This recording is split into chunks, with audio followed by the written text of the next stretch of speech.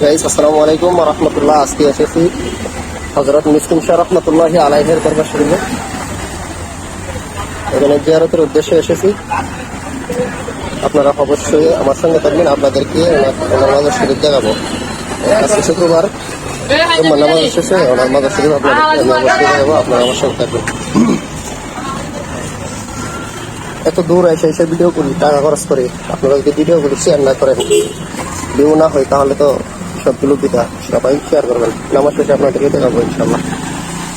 Guys আসসালামু আলাইকুম ওয়া রাহমাতুল্লাহ। আজকে এসেছি আমি এই মুহূর্তে আমি হযরত মিসকিন শাহ রাহমাতুল্লাহি আলাইহির মাজার শরীফে অবস্থান করতেছি।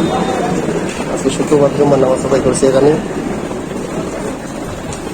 এই যে চলে যাচ্ছি, ওনার মাজার শরীফ সামনে দেখা যাচ্ছে।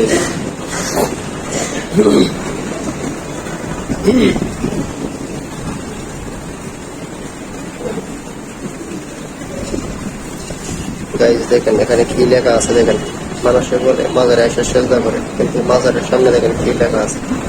দারুল দরবারের সামনে মাজারে সেজদা দেওয়া নিষেধ।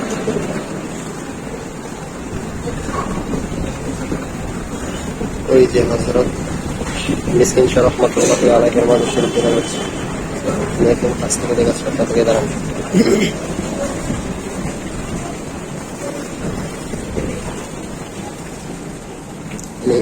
এটা হলো হযরত মিসকিন শাহ রাহমাতুল্লাহি আলাইহির মাজার শরীফ। পাশে আরেকটা মাজার আছে, ওইটা আমি জানি না। এই হলো বারাউলিয়ার একজন হযরত মিসকিন শাহ রাহমাতুল্লাহি আলাইহি। এবং ওনার মাজারের পাশে বিশাল মসজিদ, ওখানে নামাজ আদায় করা হয়েছে।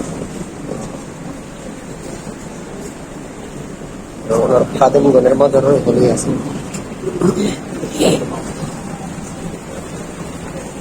এগুলো হলো হযরত মিসকিন শাহ রাহমাতুল্লাহি আলাইহির খাদেমগণের মাজার শরীফ। ওই পাশেও আরো কিছু মাজার আছে, আমি দেখাচ্ছি আপনাদেরকে।